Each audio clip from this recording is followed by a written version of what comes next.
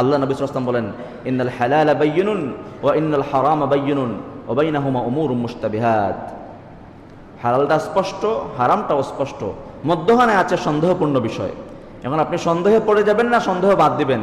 নবী আলাইহিস সালাম বলেন, ফামানিত্তাকা শুবহাত ইস্তাবরা লিদীনি ওয়া ইরদি। সন্দেহকে বাদ দিয়ে দেন। সন্দেহকে যে ব্যক্তি বাদ দিয়ে দিবে, ইস্তাবরা লিদীনিহি ওয়া ইরদিহি, সে তার দিনকে হেফাজত করলো, তার সম্মানকে সে বাঁচিয়ে দিল। ওমান ওয়াকা ফি শুবহাত, সন্দেহের মধ্যে পড়ে গেল, সন্দেহের মধ্যে পড়ে গেল। তাইলে যদি এমন অবস্থা হয়, ওয়াকা ফিল হারাম, সেজন্য হারামের মধ্যেই ঢুকে গেল। তারপরে বলেন কাররাঈ ইয়ারআ হাওলাল হিমা, উদাহরণ দেন কেমনে হারামে ঢুকে যায়। আল্লাহ নবী সাল্লাল্লাহু আলাইহি ওয়াসাল্লাম উদাহরণ দিয়ে বুঝান যে কাররাঈ হাওলাল হিমা ইউশিকু আন ইয়ারতা ফিহি, যে রাখাল নিয়ে গিয়েছে একটা তার পশু চরানোর জন্য মাঠের মধ্যে। তো একজনে বেড়া দিছে যে ক্ষেতের মধ্যে যেন গরুটা না পড়ে যায়, পশু যেন না যায়। তো বেড়ার কাছাকাছি বারবার চলে যায় গরু। তো বেড়ার কাছাকাছি গেলে যে কোনো সময় সম্ভাবনা আছে সে বেড়া পাড়ি দিয়ে অপরের ধান খেতে সে চলে যাবে। এজন্য রাখাল কি করে, মাঝখানে রাখে, বেড়া থেকে সরাই রাখে। আল্লাহ নবী সাল্লাল্লাহু আলাইহি ওয়াসাল্লাম বলেন কাররাঈ ইয়ারআ হাওলাল হিমা ইউশিকু আন ইয়ারতা ফিহি, বেড়ার কাছাকাছি চলে গেলে সম্ভাবনা আছে বেড়া পাড়ি দিয়ে ওপারে চলে যাওয়ার। আলা ওয়া ইন্না লিকুল্লি মালিকিন হিমান, প্রত্যেকটা রাজা বাদশার একটা বর্ডার আছে, দেশের সীমান্ত আছে। আলা ওয়া ইন্না হিমাল্লাহি মাহারিবুহু, আল্লাহরও বর্ডার আছে। আল্লাহর বর্ডার কি? আলা ইন্না হিমাল্লাহি মাহারিমুহু, হারাম জিনিস তারা আল্লাহ বর্ডার দিয়েছেন, হারাম জিনিস তারা। আলা ওয়া ইন্না ফিল জাসাদি মুদগাতুন, মানে হারাম, এটা হারাম ওইটা হারাম আল্লাহ বলে দিয়েছেন যে হারামের কাছে যাওয়া যাবে না। কাছে চলে গেলে যে কোনো মুহূর্তে সম্ভাবনা আছে হারামের মধ্যে ঢুকে যাওয়ার। এজন্য দূরে থাকতে হবে, যত দূর সম্ভব দূরে থাকতে হবে। তো দূরে থাকলে কি হবে, গুনাহে যাওয়ার কোনো সম্ভাবনা আর থাকবে না। মোবাইল যারা চালায়, যে মোবাইলে তো আমি ইন্টারনেট ব্যবহার করি, ফেসবুকিং করলাম, ইউটিউবে দেখলাম, ভিডিও দেখলাম, ভালো জিনিস, ওয়াজ নসিহত শুনলাম, ভালো জিনিস, এটা উদ্দেশ্য ভালো। কিন্তু ওয়াজ শুনতে শুনতে চলে গেলাম আর একটা গানের, যে একটা নাটকটা আছে, এটা দেখিলেই একটু দেখে ফেলি। এই নাটকের মধ্যে হারাম কন্টেন্ট রয়েছে, এখানে বেগারা নারীর দৃশ্য রয়েছে, এখানে মিউজিক রয়েছে, অনেকগুলো হারামের ছড়াছড়ি আছে। তো উদ্দেশ্য তো ভালো, আপনি ওয়াজ শোনার জন্য হয়তো মোবাইল হাতে নিয়েছেন, ইউটিউবে দেখেছেন, কিন্তু চলে গিয়েছেন ওয়াজ থেকে কি মাহফিল থেকে গানের আসরে, গানের আসর থেকে নাটকে সিনেমায়, গুনাহে চোখের গুনাহ হচ্ছে।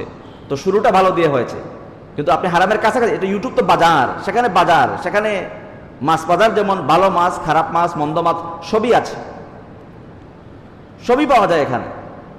তো উলামায়ে কেরাম বলেন যে ইন্টারনেট ব্যবহার করলে সাথে সাথে সে গুনাহে চলে যাওয়ার সম্ভাবনা সবচেয়ে বেশি, তাহলে সে সেটা ব্যবহার করবে না।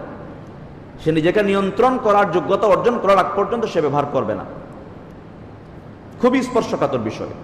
এজন্য ইসলামে বলে নাই কোরআন শরীফে যে লা তাজিনু, তুমি জিনা করো না, সরাসরি নিষেধ করেন নাই। তাহলে কি বলেছে? লা তাকরাবুজ জিনা। আল্লাহ তাআলা বলেন লা তাকরাবুজ জিনা, জিনার কাছেও যাইও না। সাআ সাবিলা বলা হয়েছে, মানে এটা একটা পথ, পথে নামলে পথই পথ দেখা, বলে না? যে আপনি গুনাহের সূচনা করে দিবে, আস্তে আস্তে আস্তে গুনার দিকে নিয়ে যাবে। শয়তান তো জোর করে গুনাহ করাইবে না, সে পথ দেখিয়ে দিবে, বাস পথে নামিয়ে দিবে। পথে নামলে পথই পথ দেখায়, পথ নিয়ে যাবে গুনাহের দিকে। এজন্য আমরা সময় গল্প করি, মানুষের ভালোটা বলি, তো গল্প মানুষের প্রশংসা করতে করতে এক সময় সমালোচনা শুরু হয়ে যায়।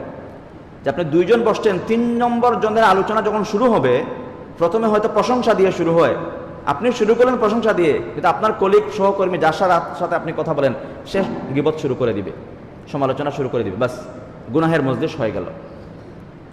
এজন্য আশরাফ আলী থানভী রহমাতুল্লাহ আলাইহি একটা বক্তব্য রয়েছে, তিনি বলেন যে প্রশংসাও করবা না, কারণ প্রশংসা করলে যদি নিন্দা শুরু হয়ে যায়, তা আপাতত বাদ দিয়ে দাও।